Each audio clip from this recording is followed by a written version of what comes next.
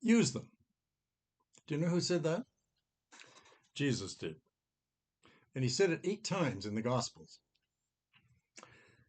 John, in writing the book of Revelation, he said the same thing. He said it 8 times. And he said it to the churches, those 7 churches in Asia Minor. Our population in Canada is getting older. And so is our congregation where I work. Older ones, the first thing that starts to fail in the body are our ears. And when they start to fail, it's our hearing. Hearing devices like hearing aids, they become a big business now in the retail market. You can go and get them at Costco, you can get them at Amazon. And they're supplying the hearing aids for all those needy seniors. Well, Jesus told a story about hearing loss. Are you aware of that? In one of his parables, here's what he said. He compared the ears to soil. Now, if you're a farmer out there, you're a farm girl or farm boy like I was, seeds were very important because that was our living. That's what we planted. Corn, barley, wheat, soybeans. Once the farmer scattered those seeds, well, those seeds, according to Jesus' story, were symbolic of your ears. Now, ears can have 4 different types of soil. That soil can be hard pan, the pavement that you drive on with your car, asphalt. Now, the seed growing there is very unreceptive. It can't put down any legs, it doesn't grow. Now, seed growing in rocky ground, well, you hear the word, but it doesn't take root. Well, the next then, the soil falls among the weeds, and it's overgrown and thorny. There's too much competition for the seed to have a chance. Finally, there's good soil, where the ears hear everything that is said.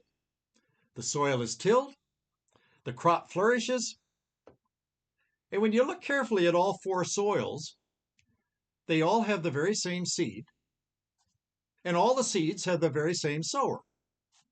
In other words, there's no difference between the message and the messenger.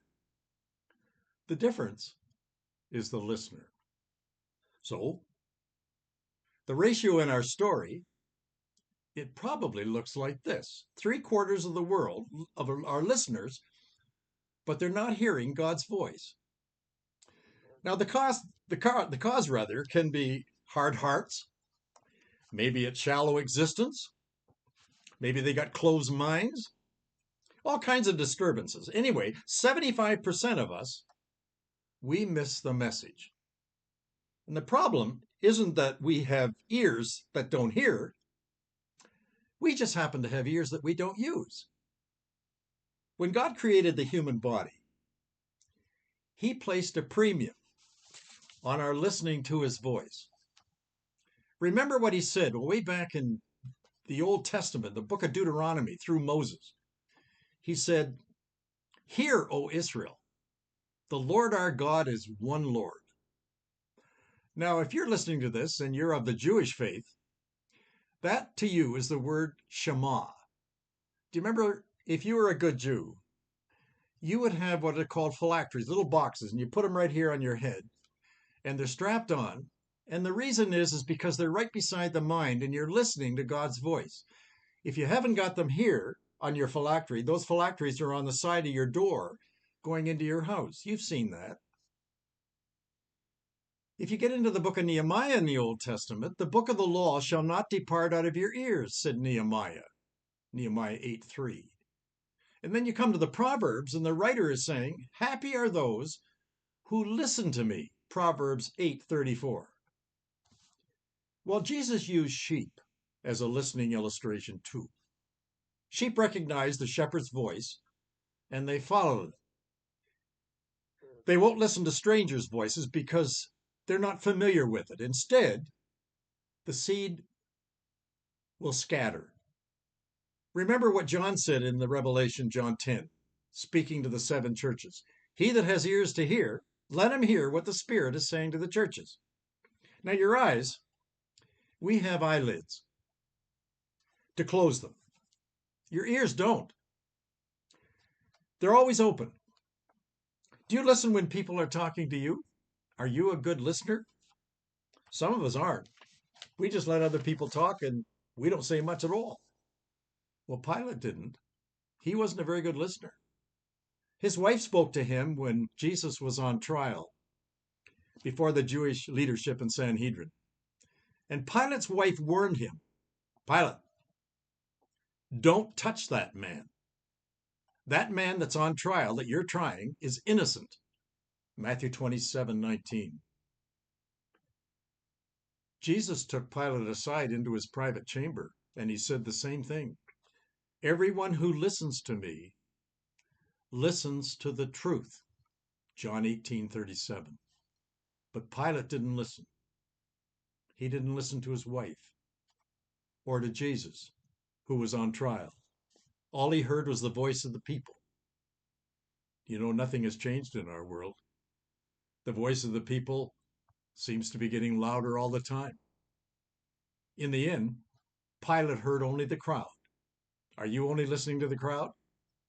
He ignored the message of the Messiah. And faith comes by hearing, according to Romans 10:17. Pilate didn't hear, so he was afraid, and he lost his faith. He never had any. Let him who has ears to hear try using them. Most of us, as we grow older, we get our hearing checked. When God throws seed in your garden, does it grow? When he does that, he's simply giving you a hearing check. You've gone to the doctor. He's checking your ears to see whether or not you're listening to him. When I read the gospel, what impresses me most about Jesus was his daily routine. He had a lovely routine. He spent regular time with his God in heaven. After all, he was God's son. Praying and listening. One of the gospel writers, Mark was his name, he said very early in the morning while it was still dark, Jesus got up, left the house, and he went off into a solitary place to talk to his God. Mark 1:35. Well, Luke, another writer of the gospel, he said this, Jesus often withdrew to a lonely place, and there he prayed, all alone. Luke 5:16. Last week, I went to the thrift shop, and I purchased a couple of t-shirts. One had a collar, and the other didn't. I like a t-shirt or a shirt that has short sleeves in the summer, and it also has a pocket where I can keep my pen. Well, I bought these two t-shirts, and one had a collar and one didn't. One morning I got up early. I didn't wake Mary up. It was still dark. I put on my t-shirt and away I went. And then later in the day, I decided I would go and take Mary and treat her to a latte and a coffee. So we went to a coffee shop. Well, at the till, a young man was being trained to work the till and take the orders as the customers came in. And he did a good job. I could tell the young man was a university student and he probably was working to work his way through school and he working for a summer job. And he did well. After he was done, I paid him. And then the one in attendance, his boss, he moved down to another till and I was left alone with this young man. Well, the young man, he said to me something and I didn't listen. My hearing, I don't know what happened that day, but I didn't hear what he said. Here's what he said. He said, sir, and he was very polite.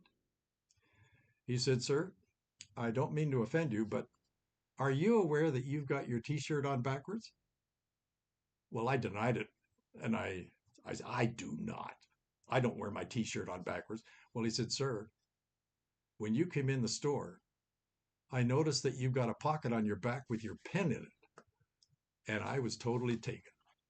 Well, I went to the bathroom. I changed the shirt, or put it on right, came back, and I said to him, thank you.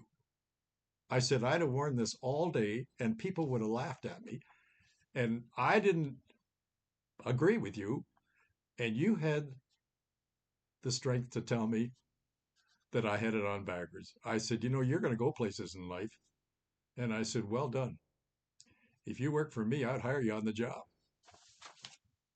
Come back with me to the year 1820. God threw some seed in the soil in England. Some of it landed on the ears of a young lady 200 years ago. Her name was Florence Nightingale. That little girl was born into wealth. Her parents were part of the aristocracy, very privileged. Well, Florence grew up in two mansions. Her father was a wealthy businessman. Her mother, she was just a socialite who loved to spend her husband's money. And her mother had everything that a wife from a wealthy man could enjoy: travel, elegant parties. She was the mistress of two large palaces. They lived in two palaces. They took turns going from one to the other.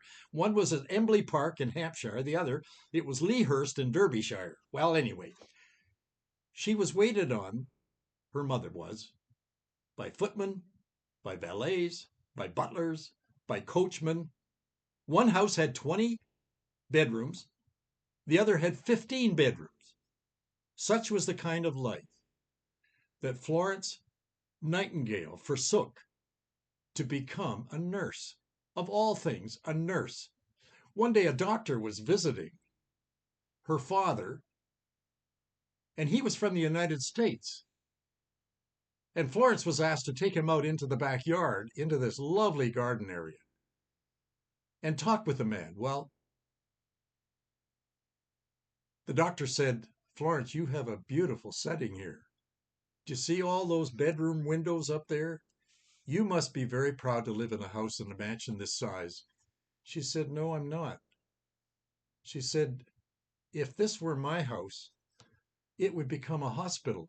And all those rooms that you see there with the curtains, they would become rooms for the sick. And they could look out at where we're standing and they could see the beauty of England in the countryside." Anyway, Florence, she was a very sharp young lady. Her father, he was very well educated, and he spoke 5 languages. And he taught those 5 languages to Florence: Greek, Latin, German, French, and Italian. He was so good at Greek that he read his Bible in the Greek language, which was the original language of the translation back 2,000 years ago.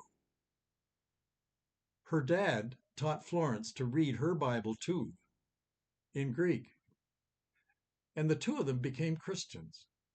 And Florence, she looked upon her calling as a Christian to serve people, and she chose nursing as her profession. Well, her mother was furious because back in those days, nurses, they were no more considered than a high kitchen maid.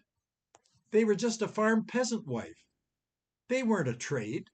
They were just people that were poor that helped somebody else in need. Little did the world know that that profession of nursing in England was going to elevate to the highest quality family medicine and doctoring. God was sowing seeds way back there in that little girl, Florence Nightingale's heart. And here are her words when she was starting her career as a nurse. "Since I was 24 years old, there never was any vagueness in my plans or ideas as to what God had in mind for me. God spoke to me alone, and I craved for an occupation worth doing, not frittering my time in a useless behavior like my mother." Florence struggled with her family's opposition to her career decision, and their restrictions and demands got heavier. Well, she looked at her work as a service to the Lord. And here's what she said: "I know now what it is to live, what it is how to love, and how to love people." She went to Crimea. They were at war, the Brits were, and she was a nurse, a war nurse, among the thousands of wounded soldiers. In 1844, Florence Nightingale, she came home, back to London, and she put on a complete women's crusade at her own expense. She didn't get paid.